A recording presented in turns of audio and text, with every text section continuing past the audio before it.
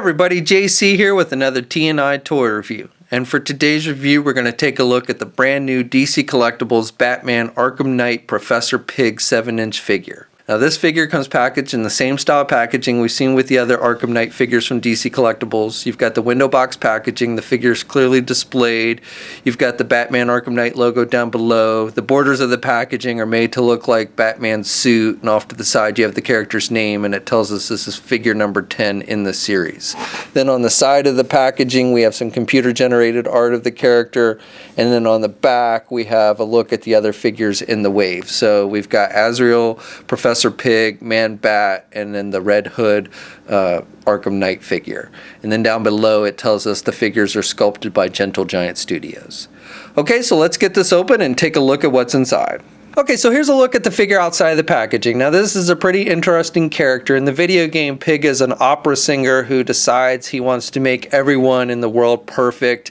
His parents felt he was imperfect, and so he set out to make himself and everyone else in the world perfect in his eyes, essentially. So basically he kidnaps people and performs surgery on them, and so we've got a number of accessories to go along with that we see in the video game. The first of which is his pig mask that he wears when he's fighting Batman. And this is just plastic. The mask part, actually it's not plastic, it's that kind of vinyl material, so you've got some flexibility to it, and it's got a elastic type strap that fits over the head.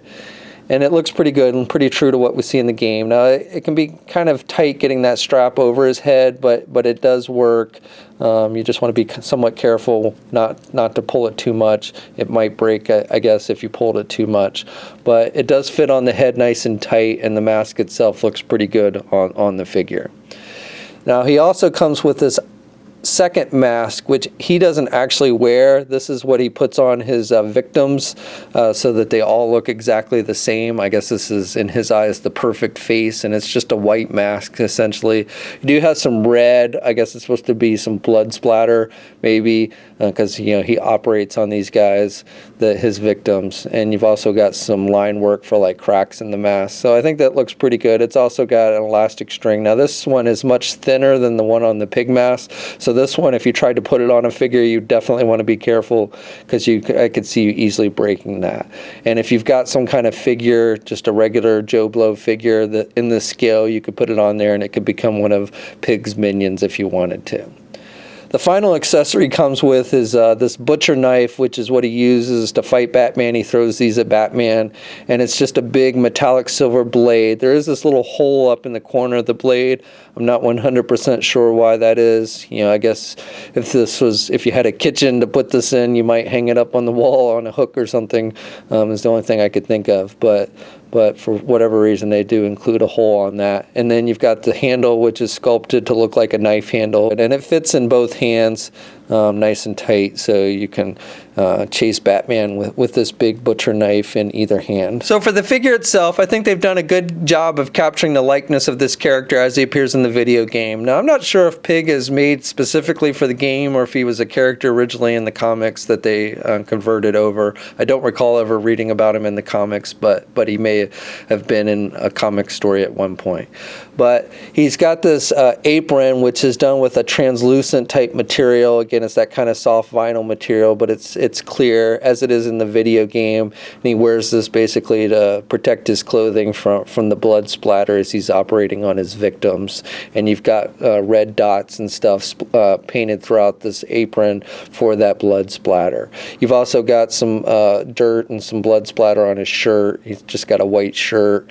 He's got a little red bow tie. Again, he's an opera singer, so he's got kind of opera singer wearing clothes underneath this apron. His pants, which his legs are kind of rolled up, and then he's got these big yellow gloves, again with the blood splatter on it, and then the yellow slippers that he wears in the video game. So again, overall, I think they've done a nice job with the detailing of this figure.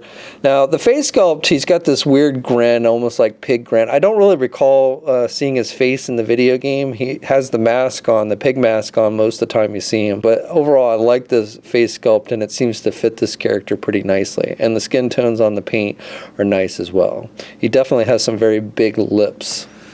Okay, so this figure stands almost 7 inches tall exactly. And here he is next to the Arkham Knight Batman figure, and Batman is a little bit taller than Pig, as I believe he was in the video game. So articulation on this guy is okay, it's not great, but then again, this guy's not like a super agile character in the game. He doesn't move around that much, so I think the articulation actually fits the character pretty well for the most part. So the head's on a ball joint. Now the neck actually comes over the ball joint on this one, so the head is actually one piece with the neck, and so the head all moves at the bottom of the neck here. So he can look left and he can look right, and then he's got some down movement with the head, and he can look basically straight ahead, maybe up a little bit, but that's about as much up as you can get. It's more just straight ahead than anything. Arms are attached with the ball hinge joint at the shoulder, so he can get his arm out good. He's got good rotation there at the arm. He's got a single hinged elbow, so that's about as much as you can bend the arm at the elbow. He does not have a bicep swivel, but he does have swivel at the elbow. Then he's also got swivels at the wrist, and he's got hinges on the hands, so he's got good up and down movement with the hands. He does not have an ab crunch of any type. He does have a waist swivel. Now this apron is a separate piece from the figure, so it does not really limit the movement there at the midsection, so you've got pretty good rotation there. Legs are attached with ball joints, so he can do the splits pretty good. He cannot get his legs forward very well. That's about as much forward as you can get the leg, and then he can't do the leg back very much either. That's about as far back as you can get it.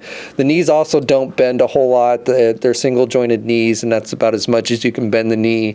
You do have a swivel at the knee. You also have a swivel here at the where the pants meet the leg, so you've got a swivel there. And then you don't have hinges on the feet, so you don't really have up or down movement with the feet, but it does have pivot. Now the pivot is actually with the shoes, the sandals that he's wearing, the slippers or whatever you want to call these, not the feet themselves, but you do have pivot there, which is pretty interesting. And then you've got 2 peg holes on the bottom of his feet. Okay, so that's my review. Overall, I like the figure. I think it's an interesting character and an interesting choice for a figure. I like the accessories. I like the pig mask. I think it fits well on the figure and looks good. I like the blood splatter and everything, and I think they captured the likeness of how the character appears in the video game. He's definitely a strange character, but I think it's kind of cool that we're getting a figure of such a strange character for this line. So this figure is hitting comic and specialty shops along with Azrael and the Man-Bat, which I'll be looking at later this week, so be sure to check back for that. We'll have a full gallery of images up at toynewseye.com. There's a link in the description below. And as always, leave a comment. Let us know what you think. If you're so inclined, please like the video. And if you haven't already, please subscribe. And until next time, I'll catch you later.